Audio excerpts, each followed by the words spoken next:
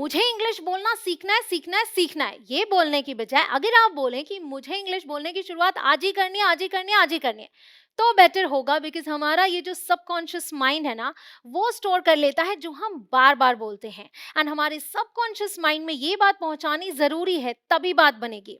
As दे से tomorrow never comes. There is no tomorrow. कल कभी नहीं आता, तो अगर इंग्लिश बोलना है तो शुरुआत आज ही करनी पड़ेगी। जी हाँ, आज ही। So today I am gonna share with you 3 easy steps to start speaking English from today itself.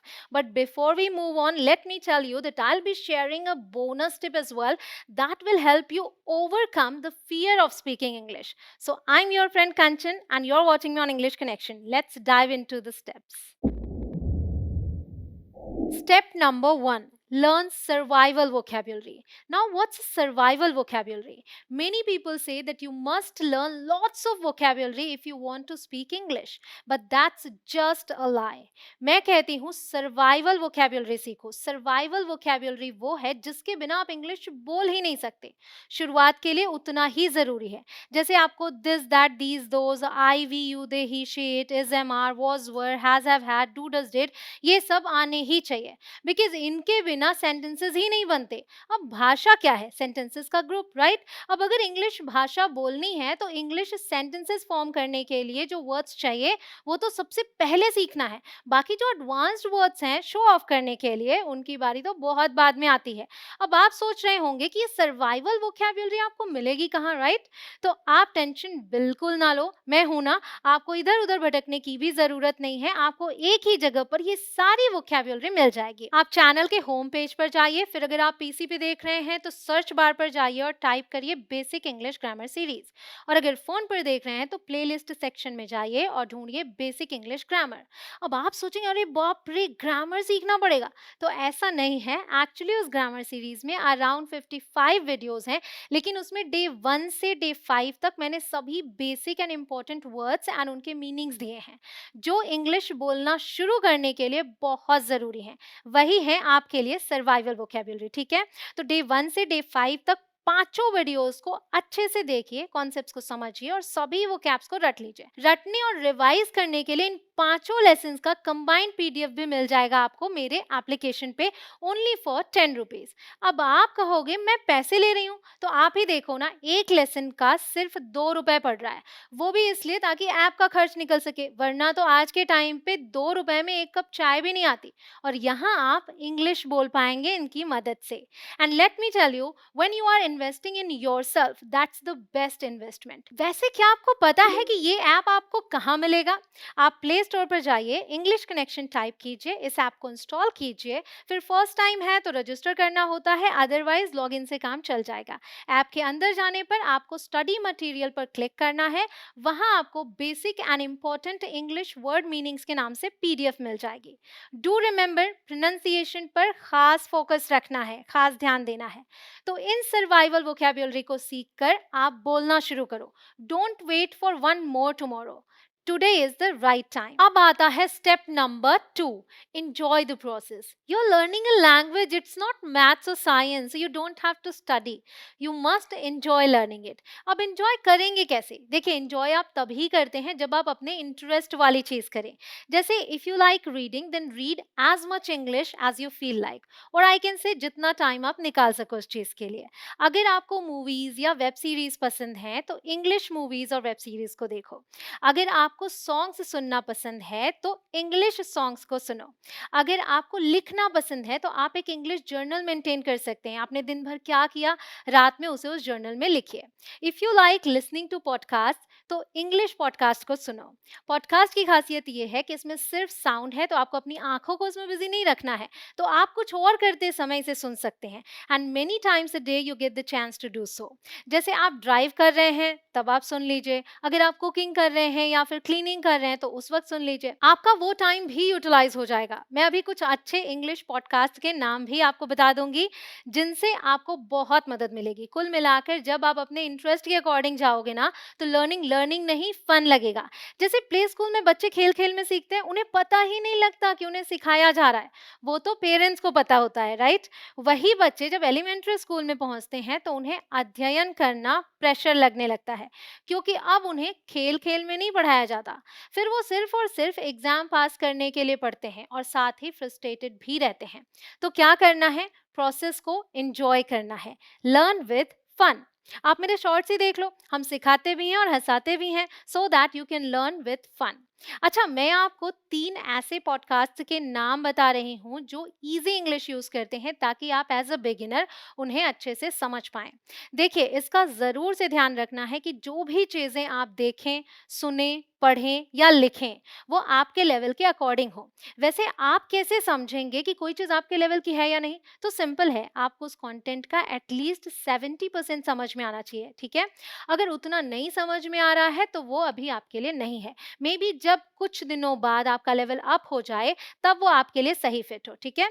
तो उन पॉडकास्ट की लिस्ट में नंबर 1 है 6 minute English if you are short on time.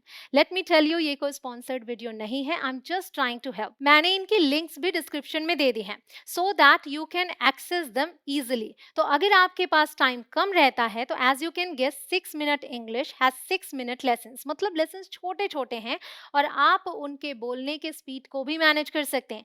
अगर आपको लगता है कि स्पीड फास्ट है तो आप उसे धीमा कर सकते हैं। साथ ही ट्रांसक्रिप्ट भी अवेलेबल है, तो आप साथ में पढ़ भी सकते हैं if you wish to. Transcript मतलब जो भी वो बोल रहे हैं वो आपको एज इट इज टेक्स्ट में भी मिल जाएगा। Now the second one is my all time favorite Culips English podcast. When I started listening to podcasts, this was the first one. It has great interesting lessons and you can also limit the speed at your convenience. वैसे इसमें जो trainer है Andrew, he speaks slowly so that you can understand better. They share some stories and you know that stories के जरिए आप कोई चीज better सीखते हैं। Guys, अगर आप चाहते हैं कि आपको ऐसी ही वीडियोस रोज मिलती रहें तो कमेंट्स में लिखिए दिल मांगे मोर। और अगर आप एक भी वीडियो मिस नहीं करना चाहते तो चैनल को सब्सक्राइब करके बेल आइकॉन को क्लिक कर दें। Now the third one which is very special, learning English meditation. इसमें आप मेडिटेट करते हुए इंग्लिश सीख सकते हैं। It's soothing and crisp, listen to it while closing your eyes, you will enjoy it for sure. Now comes the step number 3, start watching cartoons. अब आप बोलेंगे, अरे हम बच्चे थोड़े ही हैं जो कार्टून्स देखें। आप बच्चे हैं या नहीं हैं, एक बुद्धिमान व्यक्ति शुरुआत यहीं से करेगा। पूछो क्यों? पूछो पूछो। देखो, हर कोई भाषा सीखने की शुरुआत छोटे छोटे सेंटेंसेस से करता है, बड़े बड़े कॉम्प्लिकेटेड सेंटेंसेस से नहीं। उनका नंबर तो बाद में आता है। बड़े सेंटेंसेस को तो समझना ही मुश्किल होता है शुरू शुरू में, और कार्टून्स में मोस्टली शॉर्ट सेंटेंसेस यूज होते हैं। Good afternoon. My name is Russell. Simple and easy words use होते हैं ताकि बच्चे उन्हें अच्छे से समझ सकें। So learning becomes super easy with cartoons. मैं आपको कुछ कार्टून्स के नाम भी बता देती हूँ। The first one is Martha speaks. Let me tell you again, this is not a sponsored video, okay? Martha speaks में क्या है कि इसमें जब कोई टफ वर्ड आ जाता है तो वो उसे एक्सप्लेन करते हैं in an interesting manner.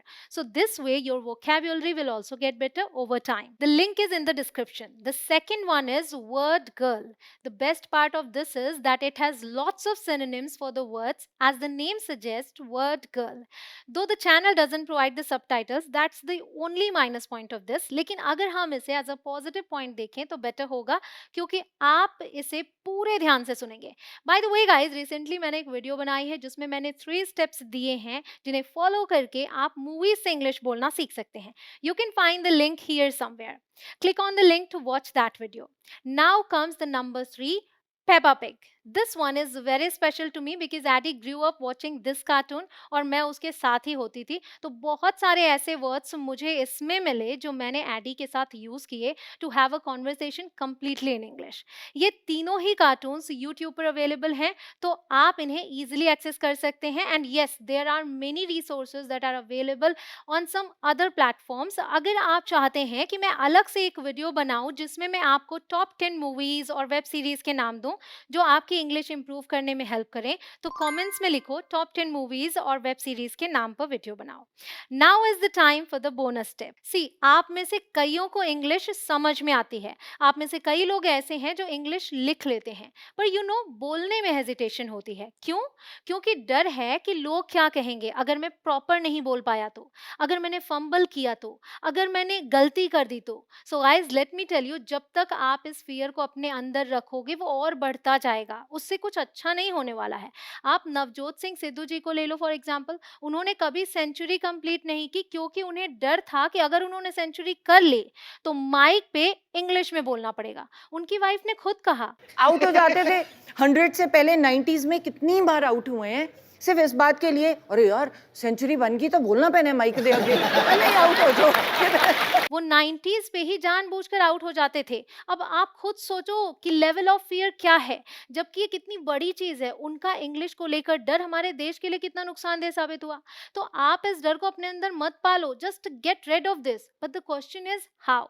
I won't say it's simple, but yes, you have to try. I can only show you the way, right? Sidhu paaji की खुद की कोशिश उनको वहां तक ले जा सकती थी और कोई नहीं। तो आपको करना ये है कि आप सीधे उनके सामने बोलने की कोशिश ना करें जो आपसे बेटर हैं उस चीज में, या फिर जहां आपको डर लगता है, क्योंकि फिर आप शुरू ही नहीं कर पाते हैं। आप छोटे बच्चों के सामने इंग्लिश बोले या फिर उनके सामने जिनका लेवल आपसे कम हो इंग्लिश में। अब आप कहेंगे कि अगर कमजोर के सामने बोलूंगा तो नया कैसे सीखूंगा। वो तो आप उस प्रोसेस में धीरे धीरे सीखेंगे ही। पहले जरूरी ये है कि कॉन्फिडेंस आए बोलने का, तभी तो बात आगे बढ़ेगी। कॉन्फिडेंस के बिना तो शुरुआत ही नहीं होगी। एंड यू नो कि शुरू करना ही जरूरी है। देखिए, बच्चों के सामने बोलने से दो चीजें होंगी। एक तो आपकी आदत बनेगी बोलने की, जो बैरियर था ट्राई ही ना करने का वो टूटेगा, ठीक है। दूसरा, आप में बोलने का कॉन्फिडेंस आएगा, क्योंकि वो बच्चे आपके लिए क्लैप करेंगे। उन्हें नहीं पता कि आपने सही बोला या गलत बोला, वो ताली बजाएंगे कि एटलीस्ट आपने बोला। और यही कॉन्फिडेंस जरूरी है जो आपको एक फ्लुएंट स्पीकर बनाता है, क्योंकि फिर आप रुकते नहीं हैं, बस आगे बढ़ते जाते हैं। वेल, आई होप आपको ये स्टेप्स और ये बोनस टिप बहुत पसंद आया हो। If yes, then do hit that like button because that's the motivation for me, and share this video with your loved ones who you care for. And I'll see you tomorrow. Till then, keep practicing and keep loving. Jai Hind.